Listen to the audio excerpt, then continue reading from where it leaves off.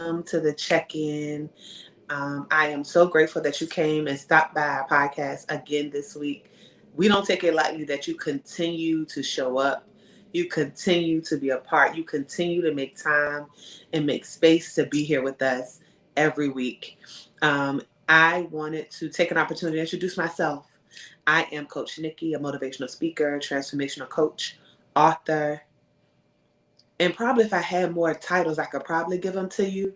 But most importantly, I'm a person who has found it beneficial to share my story openly and transparently, make space for others to do the same, and we do it together while helping somebody else. That's the goal. That's the hope for right here at the check-in. Before we get started, I always want to thank you. I thank you for taking your time. I thank you for being a part. I thank you for showing up each and every week. Because of you, we get to continue to do this in this space this way, and we're grateful. Um, to our graphic designers, to the people who do all of the videos and pictures and redo the things and flyers and all of the stuff, Miss Diamond Kemp and Cara Presley, to you I say thank you. To our set design, which you usually see bigger than tonight, but to those who set up the design, set up the camera, set up the lights, we say thank you to Shanice Harrison. And so, and then to the viewers and to those who follow, if you're watching on our Facebook space, if you're watching on our YouTube, if you're listening on Spotify, thank you. I do come in a space of gratitude every time I'm here because people get on here and there is nobody on. And for the past 9 weeks that we have been doing this, every time there is somebody. And so for that, I'm super, super grateful. Also, I am a podcast listener in spaces. And so the last one of my girlfriends has a podcast called Apology Accepted. And she did something at the beginning of her podcast that I am now doing at the beginning of mine, which I thought was so, she always got all the pieces. And so she does this kind of like just reminding people that I am not a therapist. I am not a counselor. I am a coach, a certified life coach. And the things that happen in this space are my opinion from my experiences, right? Not anything else. So don't, you can take it, but do not take it and use it and assume that it was just because of me. I am currently in school. I have not. I mean, I'm just giving you the space, right? Like this is my experience. And then anything that's affiliated with me has nothing to do with this. This is all me. This is Coach Nikki. This is my opinion, my experiences shared openly, my advice given freely, due to or experienced by me. Those who come to this space or join in this space, it's the same for them. This is based on their experience, their heartbeat, their things. So don't take it and jump off a bridge with it. Take it and if you need to apply it to your life, if it fits, then let it fit.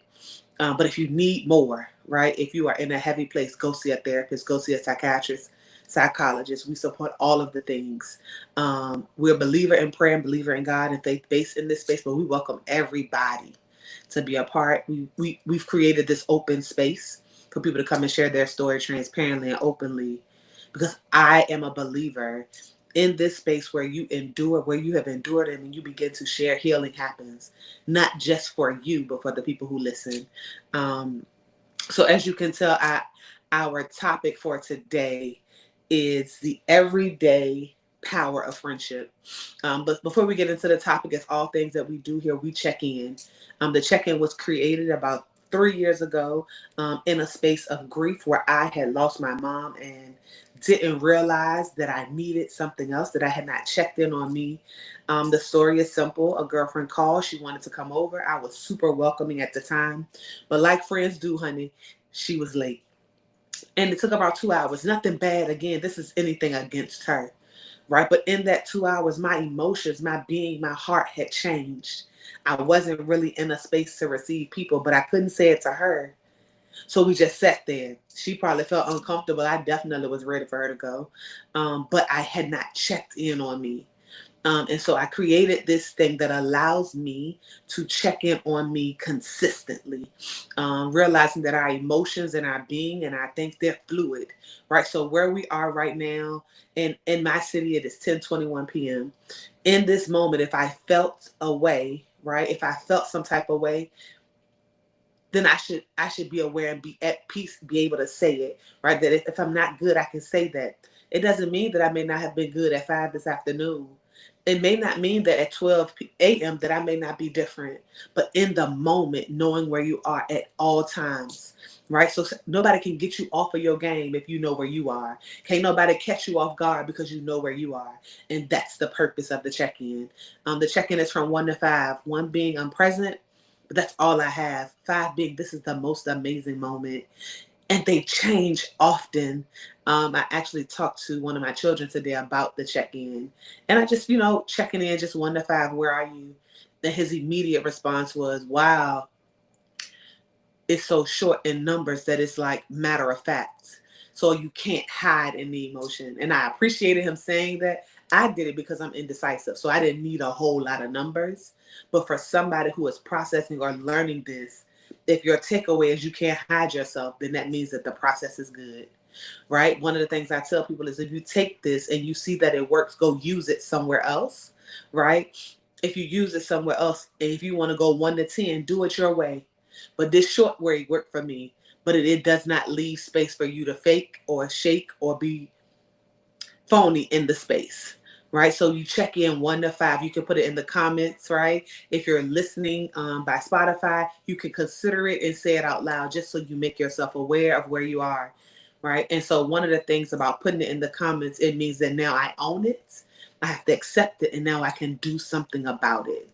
And so it's not about, ooh, tell your business to the city or tell your business in the space. It is literally about you owning where you are so you can do whatever it is that you need to do while you're in this space, right? So put in the comments, you can do it right now, 1 to 5. In this moment, I'm at a 5. In this moment right now with you in this space, I'm at a 5. I am super excited about where I am, what I'm choosing to do, and the growth that I've made in something as simple as a week, right? And so I'm just proud of me. I'm very, very proud of me. And if I get to it to talk to you about it, I will. But if not, just know that sometimes you got to be your own encourager. You got to pat yourself on the back. You got to be willing to share, right? So to those who are checking in, if you're checking at a 4 or 5, hey, checking in at a 4 or 5 immediately makes people think that means go. You got all of the energy to do all of the other things.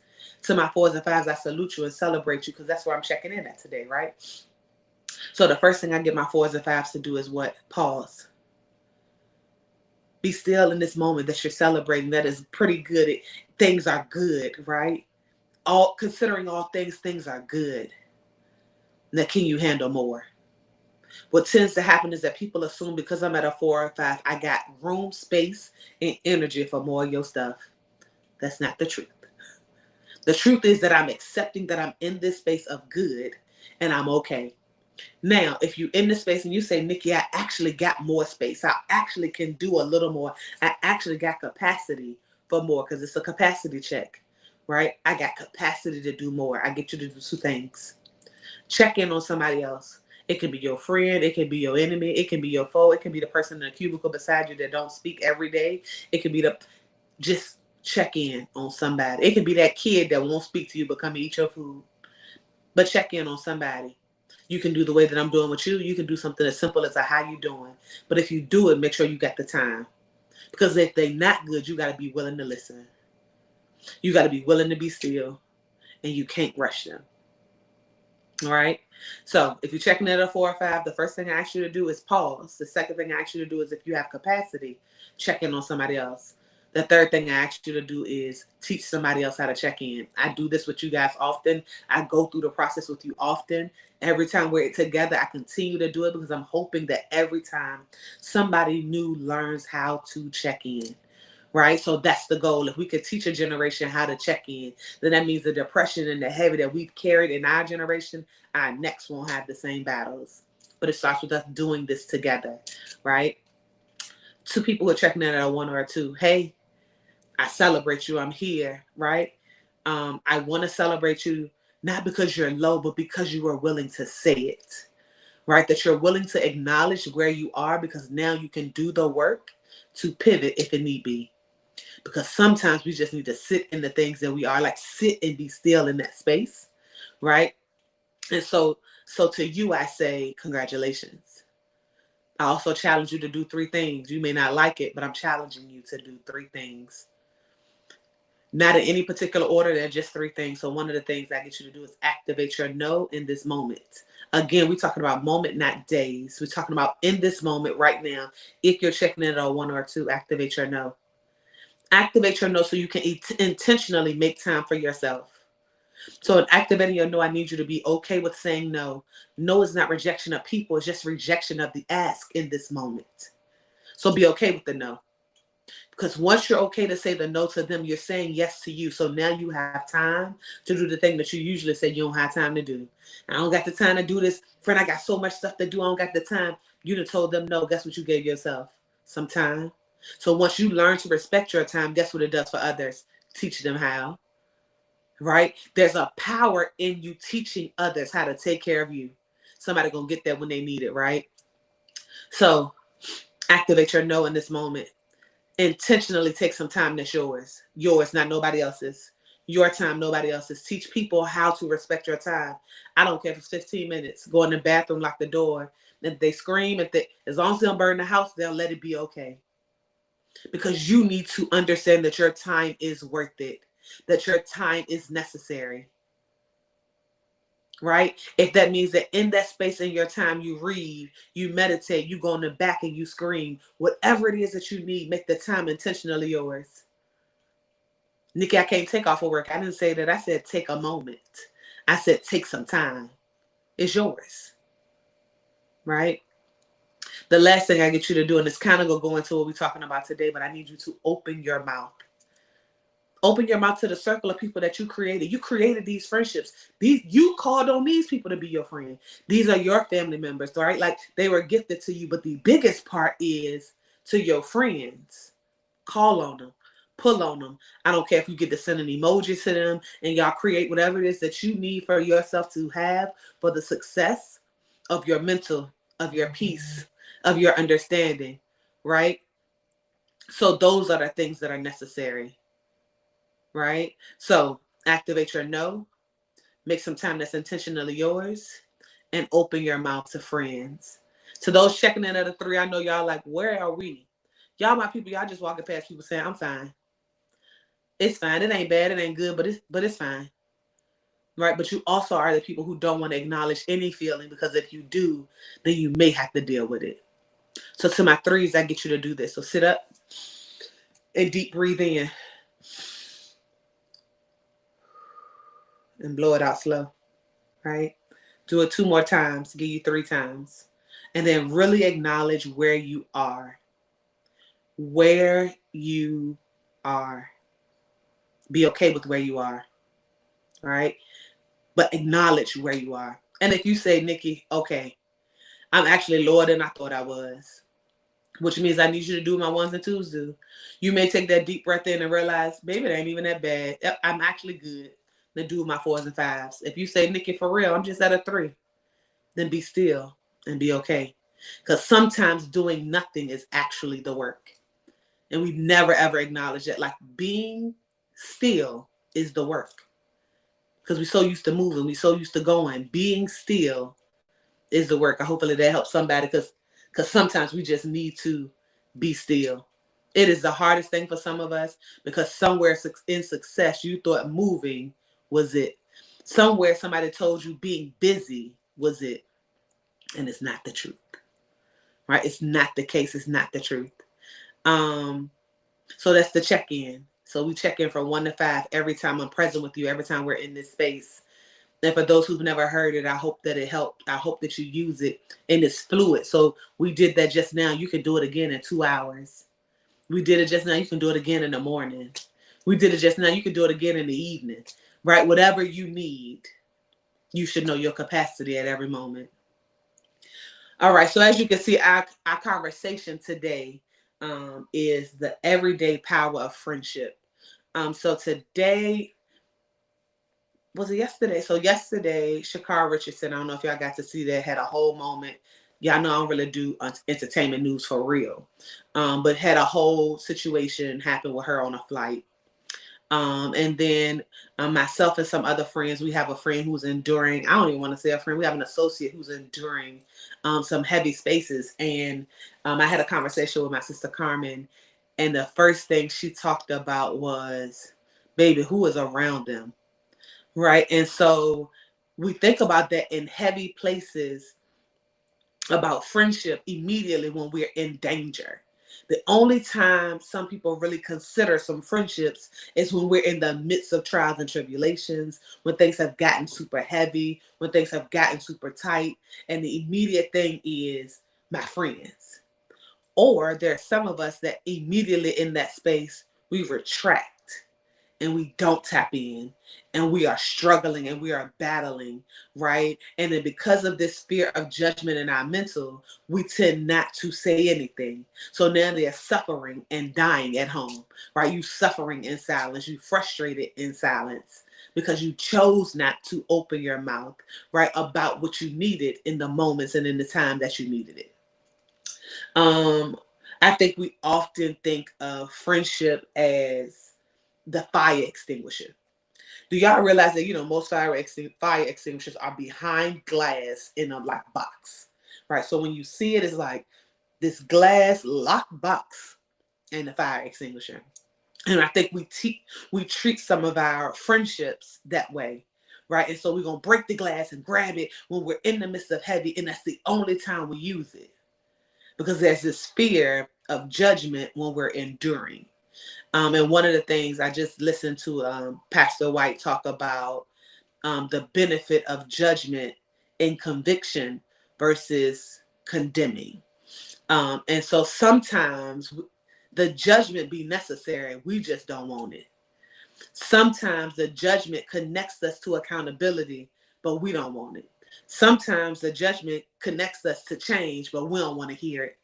Sometimes the judgment is necessary to trigger us to change, but we don't want it. And a lot of times we're enduring without talking to the friends that we chose. I need y'all to get that most of them friends you chose, right? Or we never went through the pruning season of when friends were still valid, right? And so I've realized over time, hold on, let's go back. I brought up Shakara Richardson because she's enduring heavy space, right? Like I think even when she feel like she making 5 steps of progress, there's this thing that happens. So my question was, who's in her ear, right? Like I said, I have an associate who's enduring a heavy, and the immediate thought process of my sister to me while we were on the phone was, who's in their ear, right? Because there is something important about who you allow in your ear gates in trauma. But the other part is we tend to use people only for the trauma. When I'm heavy, I actually become quieter. That's my person, right? So I'm in this space, in this space, we are super transparent about the things that we say. So in my heavy, I'm quiet, not necessarily about the judgment, but about the burden. And so friendship, we tend to carry like that. But there's this power that friendship and connection does in heavy, also in joy. Right? It's so easy for you to go to the brunch and eat the lamb chops and drink the lemon drops, right? In friendship. But when you're faced with heavy, you have nowhere to turn. So it's that friendship. Because true friendship will withstand all of those things, right? True friendship will withstand even when you're wrong in your spaces. But we don't talk about that, right? We don't get to that, right? We don't acknowledge that, right? We end up in spaces of fear of what people think, right? Um, More so fear of what people think. I thought it was going to be something else. That is it. Fear of what people think when we're not doing our best. So the judgment is actually necessary, which means that sharing your story in the heavy is actually necessary. There is freedom actually in talking. There's freedom in actually releasing whatever it is you're carrying to true friends. I've learned over my life that there's a difference in an acquaintance and a friend. So for me, an acquaintance is, hey, I see you. There is love and care for you. Hey, how you doing? But my in every day you're not a part of. If I see you, it's respect, it's love. I pray that all things work for you, and I keep going. Right? In my friendship, you know the things, right? That you know the things, or at least if I don't say them, you can look at me and tell. Those are my friendships, right? So me personally, I never had any sisters growing up. I just didn't have sisters. So like biological sisters. I mean, be clear. I love you, Crystal. I love you, Rock. So I had no biological sisters. And then, God blessed us with two siblings, me with two more siblings, as I was growing up. And there was something about the word sister that meant way more to me than friendship. There was something about being a sister that has always kind of been big to me. In my heart, in the way I move. Not like, hey, sis, like we done made it a tagline, but sister was important. And so when I had associates, I had friends, and then I had sisters.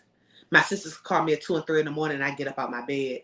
My sisters needed 50, and I only got 45. I'm going to borrow the 5 to make sure they got the 50. Like, sisters. Those were my, spaces of friendship. And I realized as I've grown over the years that some friendships shifted. Even some sisters shifted. And at first I thought that was a problem. I was like, not my sister like that. We supposed to always, supposed to. But in biological sisters, they don't talk to each other every day.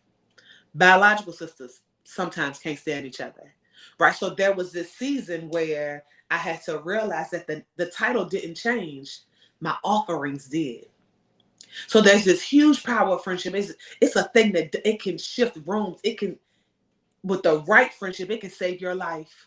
The right conversation at the right time, the right vulnerability, the right ability to hear the judgment and the conviction, right? To shift you to conviction necessarily, right? Like there's this space of that. And then there's this other season where some of those relationships become different in what you offer them. Some people you don't offer them at all. Right. But I talk about friendship in a different way. I feel like some people may have heard, but I talk about friendship as a place setting. Right. And there are certain things that go at the table of your life in your place setting.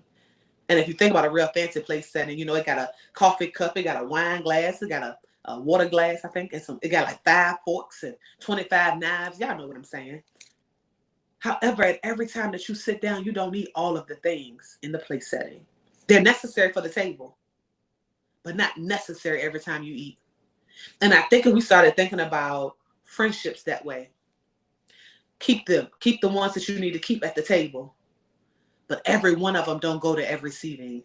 Every one of them you don't need to eat at every time. Sometimes you're a little more fancy, so you got that set. Sometimes you're a little more laid back and relaxed. You need that set, right? And friendship has become that. Friendship is, I believe, necessary like that. There are some that just not gonna go all of the places and do all of the things and be in all of the. And then there's also room. Lean in, adults. We don't like to talk about it, but sometimes it's necessary to go get a new set. Not a whole set, but the fork might have been a little tarnished that you had, and you just need to get another one. And as an adult, you can still make new friendships, right? There's friendships in business. So my business friendships look totally different than my regular at home, because business besties are necessary because we're just growing different, right? But I also have childhood friendships that are over 20 years. They're amazing in the season and in the time that they're in. And I think sometimes we forget that taking out the old and putting in a new set doesn't equate to loss. It's just necessary. So friendship is necessary, but also as you grow, some pieces and some places they can't go.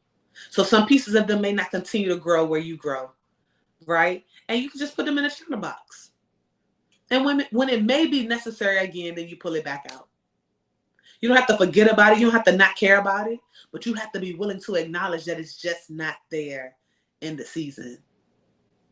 Remembering that we have to be pruned at times for growth to happen. Because I believe there was a time, I ain't super, like, I don't know the whole Bible. Let's be clear. Yeah, I know little pieces. But I remember there was a fig tree in the Bible that did not produce the fruit that was necessary, and it was cursed to never grow again. So sometimes we got to make sure that the things that we're connected to are causing us to continue to grow. Right? Like, where are they? If you're growing in faith, whatever your faith may be, whatever it is that you believe, if you believe in the wind blowing, if you believe in Buddhism and meditation, whatever it is that you believe in, are your friends connected to your faith? Right? So imagine having this dream and this idea. Sometimes you don't got to tell them your dreams. I'm just going to help you. The dream was given to you. It's yours. The vision was given to you. It's yours. You don't need their permission. But I'm just telling you how we do. Right? So if you decided to bank on or go to them in the faith that you believe, are they connected to you in faith? If you needed them to pray for you, could they go in for you? If you needed them to speak to the things that are heavy for you, could they do that? Like, what is necessary in your friendship now? I don't think that was kind of necessary in my 15-year-old friendship. I went to church every Sunday, but did I have a prayer life? I can't tell you that. Right? But today I need my friends. When I call them, even if they don't like to pray, they will pray when I ask. Friendship. Right? There's a power in it when they're your friends. Now, I didn't say when you are their friends, because that's a difference. But when they are your friends, it's a different space. And I'm going to help somebody out because there is a difference. Because just because you are their friend, it doesn't make them, right, your friend. Also, what does your life look like? Sometimes our friends are pivoting because of our lifestyle changes, right? So my friends, again, don't hear me. Listen to me. I'm not telling you that I don't think single friends can be friends with married people, because they can. I got some good girlfriends, some good friends that are single. But you got to be in order with your space. When you inviting, how are you inviting? When you're going out, how you going out? Right? If you know what they looking for and you know you ain't looking for it, how are you respecting where you are? This about you. This ain't even got nothing to do with them. This is about how you choose to carry yourself. In friendship, the power of friendship can continue to push you or they can pull you. Friendship is super powerful. Friendship is super powerful because it can push you to or it can pull you from. So be mindful. Be mindful of what your lifestyle is in comparison to your friendships.